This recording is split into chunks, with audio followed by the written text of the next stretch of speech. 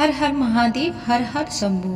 प्रिय भक्तों, आज मैं आपको प्रदोष व्रत के नियम, उपवास का सही तरीका बताती हूँ। वैवाहिक जीवन में परेशानी दूर करने, घर में खुशहाली बनाए रखने के लिए, प्रदोष व्रत का पूर्ण फल प्राप्त करने के लिए महिलाओं को जरूरी नियमों का पालन करना चाहिए, जिससे उन्हें अपने जीवन में ज़्यादा कठिनाई का सामना न करना पड़े।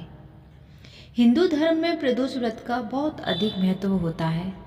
इस व्रत को करने से महिलाओं को सुखी वैवाहिक जीवन का आशीर्वाद प्राप्त होता है और बिगड़े हुए काम भी जल्दी बनने शुरू हो जाते हैं। प्रदोष व्रत भगवान शिव को समर्पित एक महत्वपूर्ण व्रत है। यह हर महीने की शुक्ल पक्ष और कृष्ण पक्ष की त्रयोदशी तिथि को ही रखा जाता है।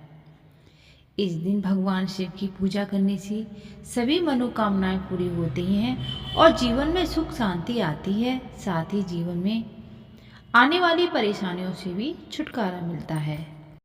25 फरवरी को फाल्गुन माह के कृष्ण पक्ष की त्रयोदशी है। इस शुभ तिथि पर प्रदोष व्रत मनाया जाता है। प्रदोष व्रत के शुभ अवसर पर देवों के महादेव और पार्वती की भक्ति भाव से पूजा की जाती है और उनके नियमित व्रत रखा जाता है। मंगलवार के दिन आने वाले भगवान शिव की पूजा करने से व्यक्ति को आर्थिक तंगी से मुक्ति मिलती है। साथ ही सुख, आय और एक नगर में वृद्धि एक होती वृद्धा है। रहती थी। यदि उसका एक ही पुत्र था, आर्थिक वृद्धा, तंगी से कि हनुमान जी पर गहरी आस्था थी। तो वो प्रदोष वह व्रत पर प्रत्येक मंगलवार भक्ति को भाव से नियम महादेव पूर्वक की व्रत पूजा रखकर करें। हनुमान जी की आराधना करती थी। एक बार हनुमान जी ने उसकी श्रद्धा की परीक्षा लेनी सोची। हनुमान जी साधु का वेश धारण कर वृद्धा के घर गए और पुकारने लगे, हे कोई हनुमान भक्त जो हमारी इच्छाएं पूर्ण करे। पुकार सुनकर वृद्धा बाहर आई और बोली, आज्ञा महाराज। हनुमान वेशधारी साधु बोले, मैं भूखा हूँ, भोजन करूँगा, तू थोड़ी जमीन लीप दे।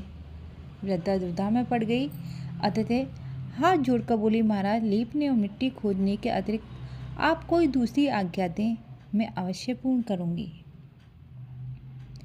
साधु ने 3 बार प्रतिज्ञा कराने के बाद, तू अपने बेटे को बुला, मैं उसकी पीठ पर आग जलाकर भोजन बनाऊंगा। यह सुनकर वृद्धा घबरा गई, परंतु वह प्रतिज्ञाबद्ध थी। उसने अपने पुत्र को बुलाकर साधु के सुपुर्द कर दिया।